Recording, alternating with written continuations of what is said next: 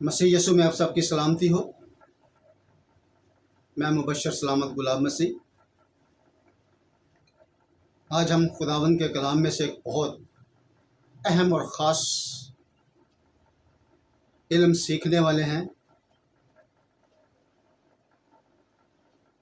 کیونکہ اس دنیا میں دو طرح کی پوجا کی جا رہی ہے، ایک زندہ خدا کی اور دوسرے بتوں کی۔ آج کا جو خداوند کے کلام میں سے ہم موضوع لے رہے ہیں، اور وہ موضوع آپ کے گوش گزار جو کر رہا ہوں وہ یہ ہے کہ زندہ خدا اور بت میں فرق۔ آج ہم ان دونوں کے درمیان ایک واضح فرق سیکھنے کو ہیں، اور پھر ہم اپنی زندگی کا جائزہ لیں اور دیکھیں۔ خاص طور سے میں اپنے مسیحی بہن بھائیوں سے مخاطب ہوں کہ ہماری زندگی میں کس کی اہمیت زیادہ ہے، ہم کس کو اہمیت دیتے ہیں۔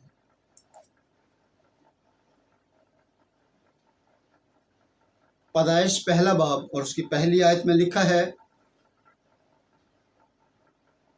خدا نے ابتدا میں زمین و آسمان کو پیدا کیا۔ کس نے پیدا کیا جی؟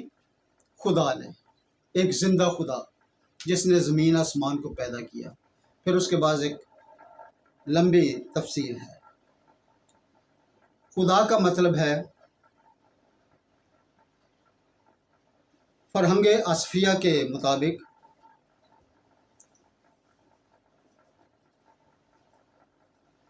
خدا خود ہی آنے والا اور موجود ہونے والا، واجب الوجود، مالک یا آقا ہے۔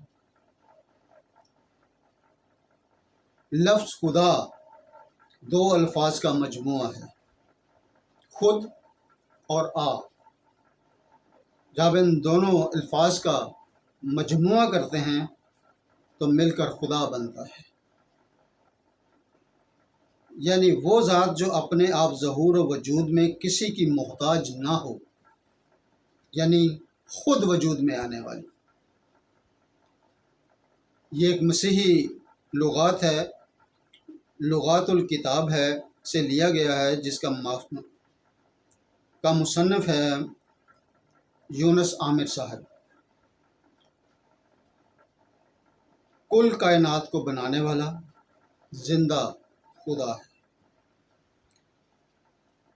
جس نے پیدائش پہلے باب میں ذکر کیا ہے۔ ہم اسی ذکر کو لے کر آگے چلتے ہیں کہ پہلے دن خدا نے روشنی بنائی، دوسرے دن خدا نے آسمان کو بنایا، تیسرے دن خدا نے زمین اور سمندر بنائے، گھاس، بیجدار بوٹیاں، پھلدار درخت بنائے، اور چوتھے دن خدا نے دو بڑے نیر اکبر یعنی سورج اور نیر اصغر یعنی چاند بنائے، اور ستاروں کو بھی بنایا۔ پانچویں دن خدا نے تمام پانی کے جاندار بنائے، پرندے بنائے۔ چھٹے دن خدا نے چوپائے اور ہر طرح کے رینگنے والے جاندار بنائے، اور انسان کو اپنی صورت پر پیدا کیا۔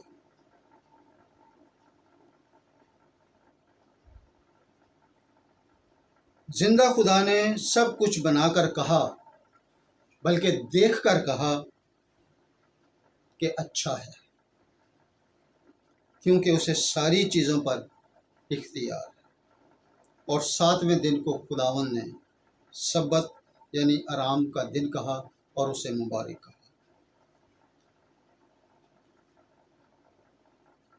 ایک سوال ہم کر لیتے ہیں کہ یہ سارے کام کس نے کیے؟ تو جواب ہے وہی کہ زندہ خدا نے۔ ہم ایک حوالہ پڑھیں گے، زبور 29 یعنی 29واں زبور اس کی دوسری آیت، خداوند کی ایسی تمجید کرو جو اس کے نام کے شایع ہے، پاک آرائش کے ساتھ خداوند کو سجدہ کرو۔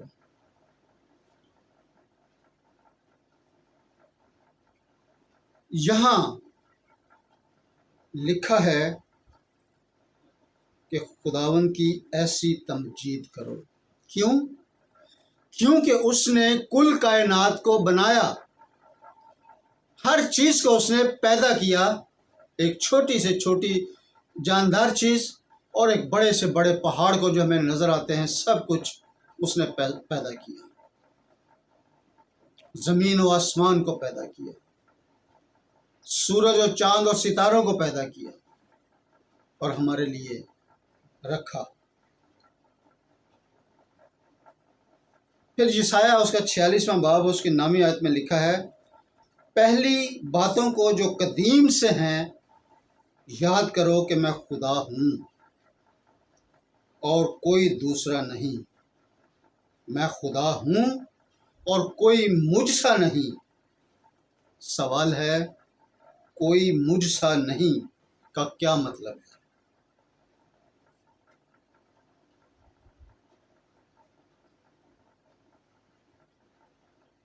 اس کا مطلب یہی ہے کہ میں زندہ خدا ہوں جس نے کل کائنات کو بنایا، کل کائنات کو پیدا کیا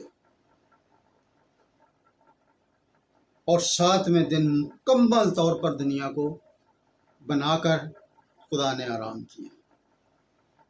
یہ ہے وہ خدا جو کہتا ہے کہ قدیم، وہ باتیں جو قدیم سے ہیں، بلکہ آج ہم اس دور میں 2023 میں ہیں، وہ قدیم باتوں کو یاد کریں کہ جب خدا نے زمین و آسمان کو پیدا کیا، اور اس میں ہر وہ جو خدا کی اس قوت کو ظاہر کرتی ہے، وہ زندہ خدا ہے۔ ہوا چلتی ہے، بادل اٹھتے ہیں، بارش ہوتی ہے، اور ہمارے لیے وہ تمام دن جو سردی اور گرمی کے ہیں، ہمارے لیے جو اناج اگائے جاتے ہیں، سب اسی کی قدرت ہے۔ اس لیے وہ کہتا ہے، وہ قدیم سے ان قدیم باتوں کو یاد کرو کہ میں زندہ خدا ہوں۔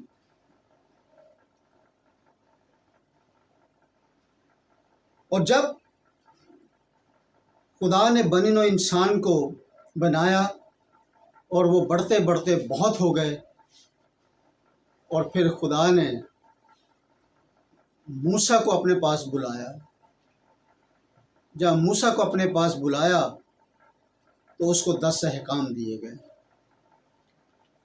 10 احکام میں جو سب سے پہلا کام، جب پہلا حکم خدا نے دیا،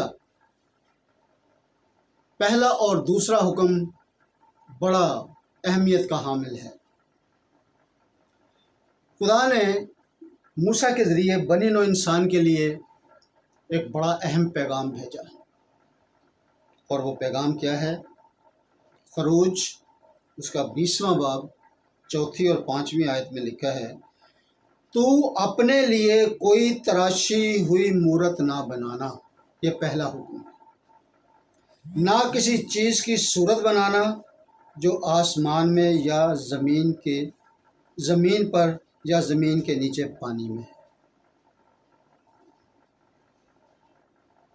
دوسرا حکم کیا ہے؟ تو ان کے آگے سجدہ، نہ ان کی عبادت کرنا، کیونکہ میں خداوند تیرا خدا غیور خدا ہوں، اور جو مجھ سے عداوت رکھتے ہیں ان کی اولاد کو 3 اور 4 پشت تک باپ دادا کی بدکاری کی سزا دیتا ہوں۔ عداوت کا مطلب دشمنی۔ خدا نے منع کیا کہ کوئی تراشی ہوئی مورت نہ بنانا۔ جب بنی نوع انسان بت پرستی کی طرف راغب ہو گیا، جب اس نے اپنے لیے بچھڑا بنایا، بت بنایا، اس کی پوجا کرنے لگے، تو خدا کہتا ہے کہ وہ مجھ سے عداوت رکھتے ہیں، انہوں نے مجھ سے عداوت رکھی، مجھ سے دشمنی رکھی۔ اور بت کا مطلب کیا ہے؟ پتلا، صنم، مورتی، تصویر، خاموش، چپ، مجسمہ، یہ بت کا مطلب ہے۔ اور ہمارا خدا جو زندہ خدا ہے، اس نے کیا کہا؟ ہو جا، اور وہ ہو گیا۔ بولنے والا خدا، زندہ خدا، سننے والا خدا، دیکھنے والے خدا، اس نے دیکھا اور کہا کہ اچھا ہے۔ خدا نے پہلے ہی حکم میں منع کیا کہ کسی قسم کی کوئی مورت نہ بنانا اور اسے سجدہ نہ کرنا۔ خدا نے انسان کو مٹی سے بنایا اور اس میں زندگی کا دم پھونکا، مگر جب اسی انسان نے مورت بنائی تو مورت صرف مورت یا مجسمہ صرف مجسمہ ہی رہا، وہ نہ سننے اور نہ ہی بولنے کے لائق ہوا، مگر انسان خدا کا نافرمان ہوا، کیونکہ خدا نے انسان کو پیغام دیا کہ تو کوئی مورت نہ بنانا اور اسے سجدہ نہ کرنا۔ ایک نافرمانی باغ عدن میں ہوئی جب خدا نے یہ کہا کہ یہ پھل نہ کھانا، لیکن بنی نوع انسان نے وہ نافرمانی کی۔ اور یہاں خدا نے یہ کہا کہ تو کسی صورت یا مورت نہ بنانا اور اسے سجدہ نہ کرنا، اور خدا کہ پھر یہاں انسان نے نافرمانی کی۔ اس لیے زندہ خدا نے پہلے ہی آگاہ کر دیا تھا کہ تو کوئی تراشی ہوئی مورت نہ بنانا اور نہ اسے سجدہ کرنا۔ تیسرا حکم یہ ہے کہ تو خداوند اپنے خدا کا نام بے فائدہ نہ لینا، بلکہ اسے پاک ماننا اور اسی کی عبادت کرنا، اسی کو سجدہ کرنا، اسی سے مانگنا، وہ تجھے دے گا۔ لیکن انسان جو بے پرواہ ہے، اس نے لاپرواہی کرتے ہوئے خدا کو چھوڑا، بت بنایا، اور بت جو کہ انسان کا محتاج ہے، جب تک انسان بت کو نہ بنائے وہ وجود میں نہیں آ سکتا۔ لیکن خدا نے انسان کو وجود دیا اور کہا کہ یہ میری عبادت کریں گے۔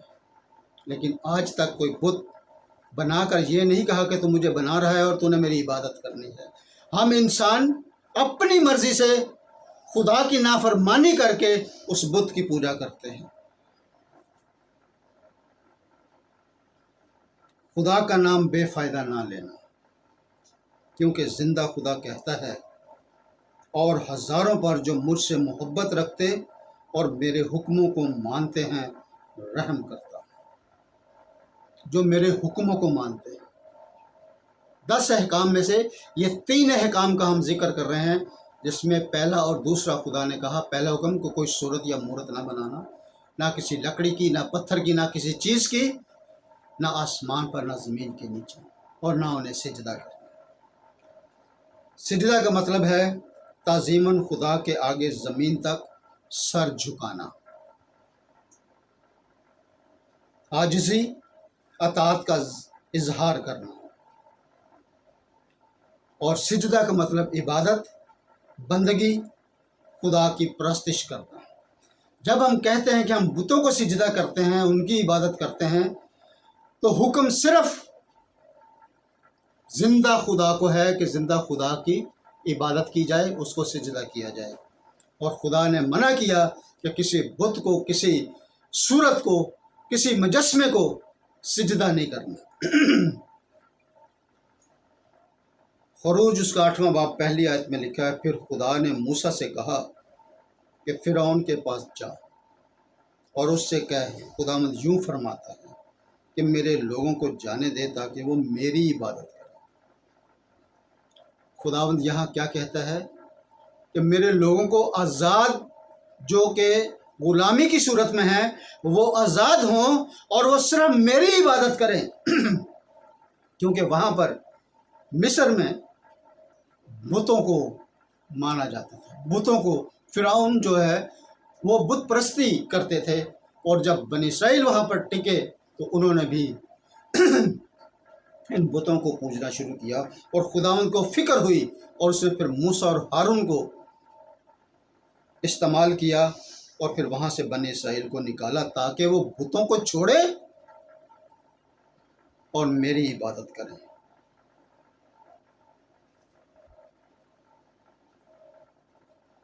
میرے عزیزو، خدا نے کل کائنات بنائی اور آدم کو اختیار دیا کہ کل جہان کی تمام چیزوں کے نام رکھے،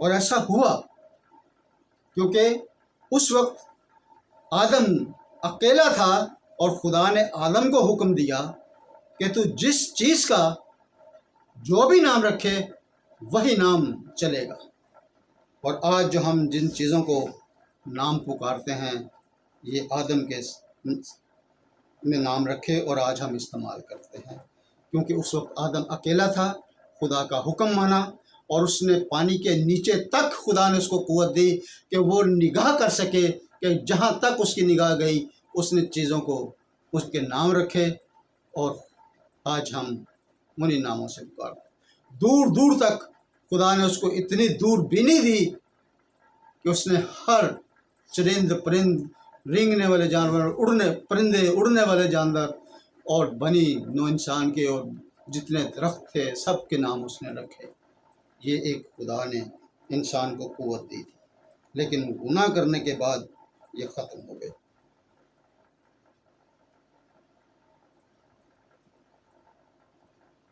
جب انسان یا مخلوقات بڑھ گئی تب انسان کے اندر شیطان نے ایک نقطہ یا سوچ ڈال دی کہ ہم اس کی پوجا کریں جو ہمارے سامنے ہے، یعنی بت بنائے۔ اندیکھے خدا کی انسان پوجا نہیں کرنا چاہ رہا تھا۔ اس نے سوچا کہ ہمیں عجیب لگتا ہے کہ کوئی سامنے نہیں اور ہم اس سے مانگیں، لیکن خدا نے بار بار کہا ان سے کہ میں تمہارا خدا ہوں، میں تمہارا خدا ہوں، میں تمہارا خدا ہوں، اور ساتھ ساتھ ان کی مدد بھی کی، ان کو پانی بھی پلایا، ان کو روشنی بھی دی، ان کے ساتھ ساتھ چلا، لیکن پھر بھی انہوں نے اس بات کا انکار کیا اور بت بنائے اور ان کو سجدہ کیا۔ احبار 26واں باب اور پہلی آیت میں لکھا ہے، تم اپنے لیے بت نہ بنانا اور نہ کوئی تراشی ہوئی مورت یا لاٹ اپنے لیے کھڑی کرنا، اور نہ اپنے ملک میں رشتہ دار پتھر رکھنا کہ اسے سجدہ کرو، اس لیے کہ میں خداوند تمہارا خدا ہوں۔ اب جو بت ہے وہ پتھر کا ہو، وہ لکڑی کا ہو، وہ کسی بھی صورت، کسی بھی دھات کا ہو، خدا کا کلام کہتا ہے کہ اسے اپنے رشتہ دار نہ مانو، اس سے اپنا کوئی رشتہ نہ رکھو، کیونکہ وہ محض بت ہے، وہ سن نہیں سکتا، وہ کچھ کہہ نہیں سکتا، بس اس کے سامنے بولتے جاؤ لیکن وہ جواب نہیں دیتا۔ رشتہ صرف زندہ خدا سے رکھیں، بت یا پتھر سے رشتہ نہ رکھیں۔ زندہ خدا بولتا اور سنتا ہے۔ جو لوگ خدا کا انکار کرتے اور بتوں کو پوجتے ہیں ان کی کیا سوچ ہوتی ہے؟ سوال ہے، جیسے بت نہیں سنتے ویسے ہی خدا بھی نہیں سنتا۔ جو بتوں کے پجاری ہیں وہ یہ سوچ رکھتے ہیں کہ اگر بت نہیں سنتے تو زندہ خدا ہے وہ بھی نہیں سنتا۔ اس کے لیے زبور 94 اور اس کے 7ویں آیت سے 9ویں آیت میں لکھا ہے، اور کہتے ہیں خداوند نہیں دیکھے گا اور یعقوب کا خدا خیال نہیں کرے گا۔ اے قوم کے حیوانوں، ذرا خیال کرو، اے احمقو، تمہیں کب تک عقل آئے گی؟ جس نے کان دیا کیا وہ خود سن نہیں سکتا؟ جس نے آنکھ بنائی کیا وہ دیکھ نہیں سکتا؟ میرے عزیزو، بڑی وضاحت اور واضح بات ہے۔ جو بت پرستی کرتے ہیں، کلام انہیں کیا کہتا ہے؟ اے قوم کے حیوانوں، جانور کے مطابق ذرا خیال کرو، اے احمقو، تم کب تک بے عقل رہو گے؟ کیا خدا جس نے ساری کل کائنات بنائی، بنی نوع انسان بنائے، اس کو بولنے کی، سننے کی قوت دی، تو کیا وہ خود نہیں دیکھ سکتا؟ کیا وہ خود نہیں بول سکتا؟ یہ وہ محض وہ لوگ ہیں جو بتوں کے سامنے جا کر اپنا اس چیزوں کا عذر پیش کرتے ہیں، لیکن خداوند کے کلام کے مطابق یہ عذر بیکار ہے، کیونکہ ان کے کہنے سے ہمارا زندہ خدا سننا یا بولنا نہیں چھوڑتا، بلکہ وہ ہمیں حکم دیتا رہتا ہے کہ میری سنو، میری طرف کان لگاؤ، میرے پیچھے ہو لو، جو میں کہتا ہوں 10 احکام دیے ہیں اس پر عمل کرو۔ ہم نے شروع میں سنا، خدا نے کہا کہ اچھا ہے، کیونکہ 6 دن میں خدا نے کل کائنات بنائی، اور لکھا ہے کہ اس نے دیکھا اور کہا کہ اچھا ہے۔ ابھی ہم کیا کہہ رہے ہیں کہ وہ بت پرست ہیں، وہ کہہ رہے ہیں کہ خدا دیکھ نہیں سکتا، وہ سن نہیں سکتا، لیکن یہاں ہم نے دیکھا، پہلے پڑھا کہ خدا نے دیکھا اور کہا کہ اچھا ہے۔ دیکھنا آنکھوں سے اور کہنا منہ سے، لیکن بت نہ دیکھ سکتے ہیں، نہ منہ سے کچھ بول سکتے ہیں، اور پوجا کرنے والے کا عذر یہ ہے کہ خدا بھی نہیں دیکھتا۔ یہ اپنے لیے وہ گناہ پیدا کرتے ہیں، خدا سے عداوت رکھتے ہیں، خدا سے دشمنی رکھتے ہیں۔ سوال، کیا آج تک جو کچھ خدا نے بنایا، کسی بت نے اس میں کچھ بھی اضافہ کیا یا بڑھایا؟ جواب ہے نہیں۔ جو دنیا میں خدا نے ہمیں مہیا کر کے دیا، آج تک ہم وہی چیزیں استعمال کر رہے ہیں، اس میں کسی چیز کا اضافہ نہیں۔ میں کسی ٹیکنالوجی کی بات نہیں کر رہا، میں ان کی بات کر رہا ہوں کہ ہوا بھی ہمیں خدا نے دی، زندگی بھی ہمیں خدا نے دی، پانی بھی ہمیں خدا نے دیا، یہ زمین بھی ہمیں خدا نے دی، یہ آسمان بھی ہمیں خدا نے دیا، کسی بت نے نہیں دیا۔ کلسیوں پہلا باب اس کی کلسیوں کے نام خط اس کا پہلا باب اور اس کی 10ویں آیت میں لکھا ہے، تاکہ تمہارا چال چلن خداوند کے لائق ہو اور اس کو ہر طرح سے پسند آئے، اور تم میں ہر طرح کے ایک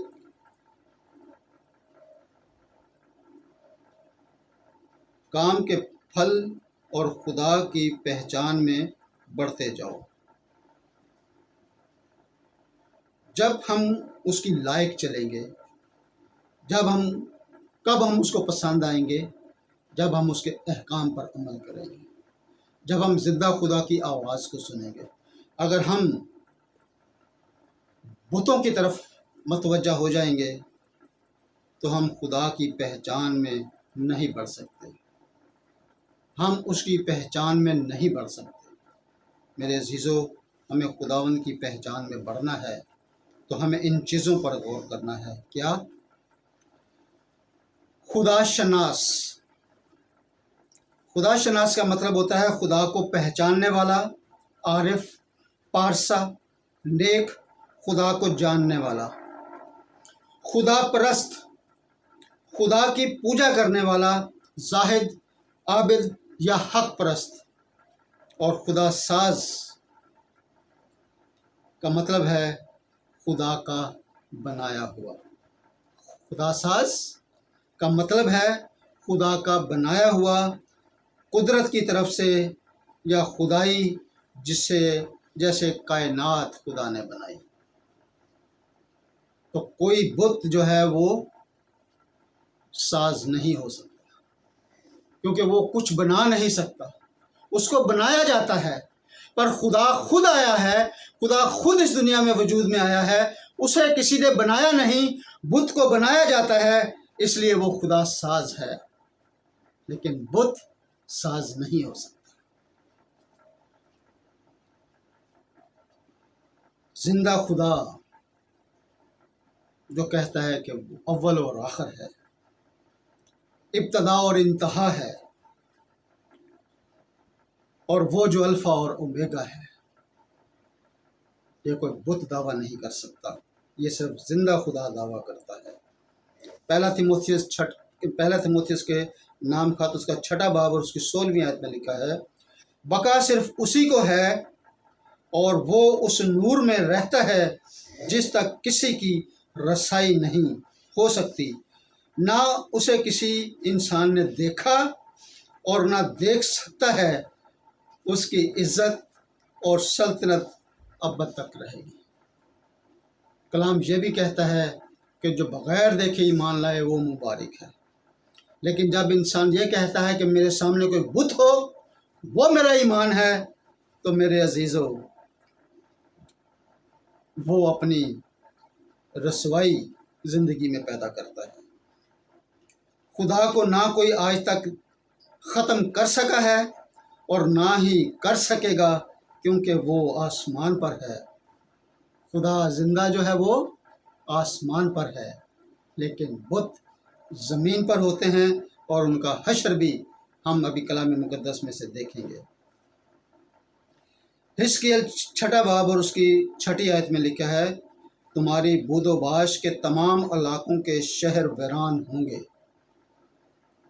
اور اونچے مقام اجاڑے جائیں گے، تاکہ تمہاری قربان گاہیں خراب اور ویران ہوں، اور تمہاری سورج کی مورتیں کاٹ ڈالی جائیں گی، اور تمہاری دستکاریاں نابود ہوں۔ میرے عزیزو بڑا واضح لکھا ہے کہ جو بت پرستی کرے گا وہ شہر ویران ہو جائیں گے، اجاڑ ہو جائیں گے، اور ان کی جو قربان گاہیں ہیں وہ خراب اور ویران ہو جائیں گی، اور جو سورج اور جو اسی طرح کی اور چیزوں کو خدا کی بنائی ہوئی چیزوں کی پوجا کرتے ہیں وہ بھی تباہ ہو جائیں گے، ان کی تمام دستکاریاں نابود ہو جائیں گی۔ بت تراش کا مطلب ہے مورتی یا مجسمہ بنانے والا۔ خدا کو کسی نے نہیں بنایا، خدا پرست ہے، خدا شناس ہے، لیکن کوئی بت شناس نہیں ہو سکتا۔ بت تراش، مورت یا مجسمہ بنانے والا بت پرست تو ہو سکتا ہے کیونکہ بت کی پوجا کرتے ہیں، لیکن کوئی خدا شکن نہیں ہو سکتا۔ یہ صرف بت شکن ہو سکتا ہے، بت توڑنے والا۔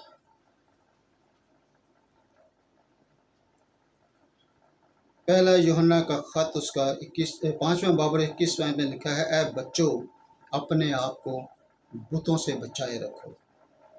میکا 1 باب اور اس کی 7ویں آیت میں لکھا ہے، اور اس کی سب کھودی ہوئی مورتیں چور چور کی جائیں گی، اور جو کچھ اس نے اجرت میں پایا آگ سے جلایا جائے گا، اور میں اس کے سب بتوں کو توڑ ڈالوں گا، کیونکہ اس نے یہ سب کچھ کسی کی اجرت سے پیدا کیا ہے، اور وہ پھر کسی کی اجرت ہو جائے گا۔ خداوند کا کلام کہتا ہے کہ جو بت بنائے جاتے ہیں اس کی اجرت لی جاتی ہے، لیکن ہمارا خدا جو زندہ خدا ہے، جو خود اس دنیا میں ظاہر ہوا، اس کی آج تک کوئی قیمت نہیں دے سکا، کوئی قیمت نہیں لگا سکا، اسے کوئی خرید نہیں سکا، کیونکہ وہ خود بنانے والا ہے۔ میرے عزیزو، خدا نے بنی نوع انسان کو پیدا کیا اور کہا کہ میری عبادت کرو، مگر اسی انسان نے تراشی ہوئی مورت بنائی اور اسی کو سجدہ کیا۔ بنانے والے کو سجدہ کرنا تو سمجھ میں آتا ہے، مگر خود مجسمہ بنا کر اسے سجدہ کرنا سمجھ سے باہر ہے۔ زندہ خدا ہمیشہ قائم رہتا ہے اور قائم رہتا ہے، مگر بت یا مجسمہ چور چور یا ٹکڑے ٹکڑے ہو جاتے ہیں، اس لیے جو سدا قائم ہے اسی کی بندگی یا عبادت کریں۔ میرے عزیزو، हमारे अंदर ज़िंदगी में हम देखें कि कलाम मुक़द्दस में तशबीहन गुनाह को भी बुत कहा गया है। अगर हम अपने अंदर चोरी चकारी, बदकारी, हरामकारी, लालच या किसी तरह की बुत परस्ती जो हम अपने अंदर रखते हैं, तो खुदावंद का कलाम ये सब कुछ कहता है कि ये बुत परस्ती के बराबर है। आज हम इन बुतों को भी छोड़ें और अपने अंदर के बुतों को जो गुनाह की सूरत में है उसको भी चूर चूर करें, पाश पाश करें, ख़त्म करें और खुदावंद यीशु मसीह को कबूल करें, ज़िंदा खुदा की इबादत करें, तो खुदावंद आप सबको बड़ी बरकत देगा। खुदावंद हमें इस कलाम पर अमल करने की तौफीक दे। आमीन।